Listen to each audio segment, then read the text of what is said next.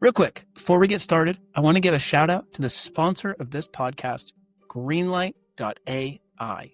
We all know how important compliance is, and Greenlight.ai is the leader for compliance and EOR services, especially for talent platforms. You're going to hear about them later, but thank you to Greenlight. Hey, this is Tony Buffum with the Human Cloud HR podcast, and I'm so excited to continue our trend of interviewing leaders that are both either practitioners, founders of HR tech that makes the world easier for HR and the rest of the organization. And today I'm meeting with Hagai Horowitz of Bytes, who, Hagai, we met through SHRM Labs quite a while ago now. I mean, several months ago, and we've been on panels together at both SHRM Talent and SHRM Annual, and now we finally just get to have a one-on-one conversation here. Why don't you take a second and introduce yourself and tell us a little bit about Bytes? Sure. So I'm Hagai, one of the co-founders of Bytes, alongside Tal and Iran, my partners. I do lots of things, mostly coffee and stuff, but I'm chief of innovation in Bytes, also heading all the initiative of partnerships and business development. This is what I do most of the days. Sometimes I also do the dishes. Bytes started from the idea of, we're kind of a bit different in the area of startups. So we came actually from education. We were teaching for many years. This is where we actually started to understand the gap that was like huge in training tools, in digital training tools. And, when you compare that to what you can just do in the in-person training, we saw that it doesn't keep the pace. It's not speaking the right language because things kind of stay very frozen in that area. And then we said, okay, let's do something new here. Let's get all the good stuff that we know is related to the way that we consume content today, the Instagram style of consuming content. Let's bring this vibe into the world of training. And this is kind of how it all emerged. That was the start. What we do today, as I promised, is that we are trying to revolutionize the way that internal training and professional training looks like in corporate, in businesses, mostly focused on frontline employees who are the majority of the workforce. And we feel and we know that the gap there is the biggest. We're doing that by, applying all the good things that we can bring from social media alongside lots and lots and lots of AI-powered processes to create, the agility, the speed, the newer, faster, and more relevant experience when it comes to training new employees, delivering professional information, onboarding new employees, and everything that revolves around these areas. Yeah, one of the things I think is really unique, and you mentioned it, is this focus and this preference, for tech that's aimed at the frontline worker. And that's, to me, we hear a lot about AI, and immediately people think of white-collar jobs and automating emails or things like that. But how does this and how can this affect the deskless worker? And this HR tech does a lot to make it really digestible and get that, not only get training or onboarding, like you mentioned, to those workers, but do it in a way that they're going to actually use it. Mm-hmm. And so talk a little bit about that, because I think that's really interesting, not just the format, but the impact it has on the engagement and the actual utilization of the training.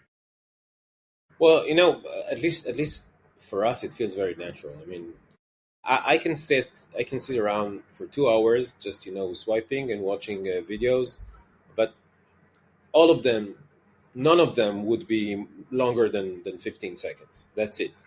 But I can do that for 2 hours. Now send me one video of 5 minutes. I'm not going to watch that. Right. I'm not going to watch that. And I think that's maybe the essence of the problem and the solution. I mean, the way that we deliver information has to be super, super short. 5 minutes videos that used to be called micro-learning are not micro-learning anymore. So we either invent a new name and call it nano learning, or we change the meaning of micro-learning. By the way, some people still call 15 minutes videos micro-learning. The way that we apply the AI to that is mostly in facilitating the way that you can create the content and make it super customized. Because another thing that's very important, and it's something that again comes from from social media is the algorithm. I mean, when you open your TikTok feed, your Instagram feed, most chances are that you're going to see stuff that's interesting to you. And it's not by accident, as we all know. So, the activity is being measured, it's being analyzed, and the content has to have a very high level of accuracy in terms of what would be interesting and relevant for you. And exactly the same applies when you want to deliver the content, and it's professional content and it's part of a training. Or like if I would take, for example, all the generic off-the-shelf courses that have been there for years, they're no longer relevant. I mean, someone created one course and it's supposed to be the same for, all the industries, all the employees in different places, in different languages, different culture. That doesn't make sense. That obviously lowers their engagement rates dramatically to around 20%. And when you do it in a different way and you apply AI to make the quick adaptation of content, whether it's translations, whether it's actual the content itself, whether it's the visuals, but it's like it's speaking in the language and you see the things that you can relate to, then you would you would definitely engage with it. And this is part of what we do with AI and customizing the content. So as we're talking about this, I'm sure listeners are wondering, how does this work? Like how is it that you create this nano content? Because it sounds like it could be difficult or it sounds like it could be complicated. Walk us through that process. I'm trying to think of how much to expose here, but I'll give you some idea of what we do. I mean, in a way, content creation has always been the worst barrier that people are afraid of. I mean, you want to say, okay, I want to have better content for my employees, but then I have to work and actually do that. And nobody actually wants to work hard. So they want to get things easy for them. And by the way, this is the reason that many of the content that we meet is content that was created 10, 15 years ago, and nobody changes that. And then it's no longer relevant, but it stays there. So what we said and what we did is we just facilitated the whole thing. So we attacked that from two different angles. One is we let you create new content as easy as you would create content on Instagram. You can just pick up your phone, do quick editing, quick video. We apply all the AI layers to that. So we're adding the translations, we're adding assessment, we're adding key takeaways. We're making that part of a knowledge base and creating this shareable, trackable, and professional micro or nano learning unit that you can just deliver. Second thing, it has to be delivered in different channels that are super relevant. I mean, Frontline employees, they don't have emails. I mean, they don't stay long enough to have an email. So you still have to communicate. And usually communication with them happens through instant messaging, text messages. So this is where we actually deliver the content. So nobody has to learn a new channel to get that. So that's one way. The other thing is that most companies, and rightfully so, have already amazing content. But this content is in the wrong form. It's in booklets, it's in manuals, it's in PowerPoints. PowerPoints are like the day before yesterday's news, and they don't want to get rid of that. So what we actually did is we created this machine that can upcycle that.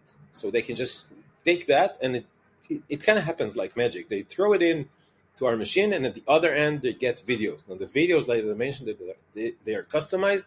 So we know how to customize. Again, everything happens automatically. The people that appear in the videos will have the look and feel of the employees of that specific company.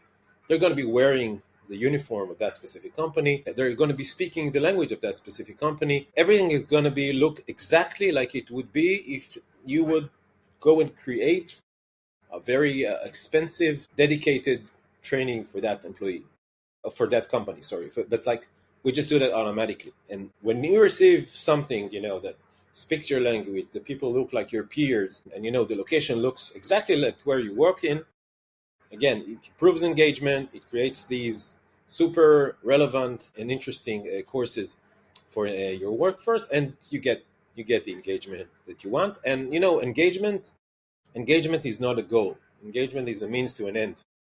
content and training, that's not the goal, that's a means to an end. The end is improving business results. It's reducing safety incidents, it's improving operations, it's improving, sales, obviously, improving employee retention. That's a huge thing. That's one of the major costs that a business would have when this is not aligned in the way that you want. So this is exactly what we're aiming at. Everyone, real quick, I want to talk about the risk that is involved with an independent workforce. No matter where you are, whether it's the US, whether it's Brazil, whether it's the EU, whether it's London, there is risk in how you classify and how you work with individuals. Unfortunately, it's not as easy as just paying someone. The classification, the actual collaboration, the contracts, the payments, everything is intertwined and must be connected in a way that doesn't get you in trouble with the tax authorities, regulatory authorities, and even potentially class action lawsuits. There are numerous examples of this. Just search classification lawsuit and you'll get plenty. Which is why today's sponsor, Greenlight.ai, is the modern EOR, modern compliance solution for the modern workforce. There's 4 things that we want to call out when hiring an independent worker that you need. And that is, you need to onboard, you need to classify, you need to send payments, and you need to manage this global workforce. It's more than just one person, and Greenlight has all of that covered. All right, I want you to head over to greenlight.ai and tell them Human Cloud sent you. Yeah, I think that's great because it's so important to just about every CHRO that has on their agenda to upskill their workforce and their entire upskilling the workforce in this day and age where skills are changing so rapidly. The kind of skills and capabilities that talent needs to have are just are different and new, month to month. How they can actually get that training out to those employees and ensure that they're keeping up the times is critically important. How do you see AI and tools like this helping to change that equation? And what are some of the exciting use cases that you think you've seen for AI-driven learning in frontline industries? It just makes you able to do that. It's as simple as that. I mean, we are all very familiar with the way that digital courses are built. It's a process. It takes weeks. It takes months. Sometime now, as you mentioned, the CHRO has something new that's important to deliver to all of their company, and it's a new skill. It's a new methodology. It can do like tons of things. The options that they had in the old school way is to go and produce this digital course or send an email, which nobody will read, obviously. But let's say that they invest in that and they create this course, that's going to take them weeks, months. And once they're done with that, they can deliver this course somehow. And I mean, it's an option, but most people, they don't even start doing that because, when they know that it's going to take them weeks to months, they just prefer to avoid this hassle. With AI-powered tools, where everything is super quick, you just do that. And things that used to take months take minutes. That's the proportion. So when you can do that in minutes, then you don't think twice if you want to create this specific content and deliver this specific information to your teams. I mean, you just do that. So this is I think this is the main revolution when you actually leverage your AI tools to do things that you were not, it's not that you were not able, but that used to take you so long that it would make you avoid them at all. Yeah, you just wouldn't do it, even though you know you need to do it, because the effort, and the return on your effort feels like it just might not be worthwhile. Yeah, it's like, we say that we save 95% of the time that it takes to create content. Yeah, which is amazing. Now, it's amazing. It sounds amazing. By the way, it's completely true. Okay? But the thing is that we're not really saving that because the initial content would have never been created. They wouldn't have gone there. I mean, it's like, so, and now that it's only 5% of the effort, they actually do that. So the percentage of saving the time here is maybe not even relevant because it's not about saving time. It's about actually making you able to do that. Yeah, creating the capability to do things that you wouldn't otherwise do, which really is the easy button for HR that I think leaders are looking for. And it's not just it's not even just creating that capability, it's creating it and then knowing that people will actually use it. And I think that's, you've done it in a format, in a way that is easily accessible, and it's digestible in a way that relates to the way people want to consume content. But it also raises the question, like one of the challenges to implementing any new technology or capability is confronting that tech debt. So what is the short versus long-term value of implementing a new technology like this? And what are the challenges? Because I'm sure leaders that want to make this kind of impactful change in the context of learning deal with that issue, and they want to ensure that there's long-term potential to implement these improvements without giving up some massive short-term risk. Well, the answer to that is making the long-term short. That's the answer. That. It's like if you know that just in order to start using something, you're going to have to invest 6 months or 12 months in a complicated setup and onboarding.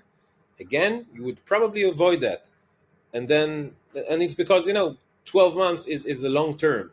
Yeah. And you can't do that. But if you can do the same thing, again, the implementation, and start working in a matter of 2 days, you would do that. So now the long term has just become short, and then the dilemma is completely avoided. Yeah. Clearly one of the biggest value propositions is the speed to quality content. That's what you're enabling. And then the benefit beyond that is actually getting the training done, actually having people consume and learn and improve, so your organization's always keeping up. I like that. Make the long-term short, which makes sense because things move so quickly now. You have to be constantly thinking, not just in short-term or nano content, but in actual nano time periods, because that's how quickly the markets can change. Exactly, and it applies to everything. It's not just content creation. It's even a platform setup. A platform setup that takes 6 months must have a very, very good reason to do that.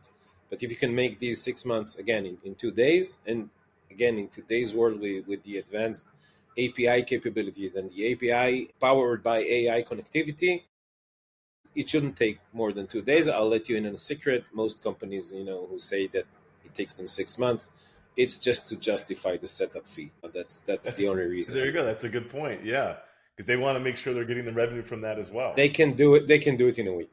Yeah. Well, Hagai, it's always great talking to you, and it's always great talking about the impact, the value of Bytes. How can people that are listening learn more about Bytes and how they could use it within their organization, or even see some examples of how this works?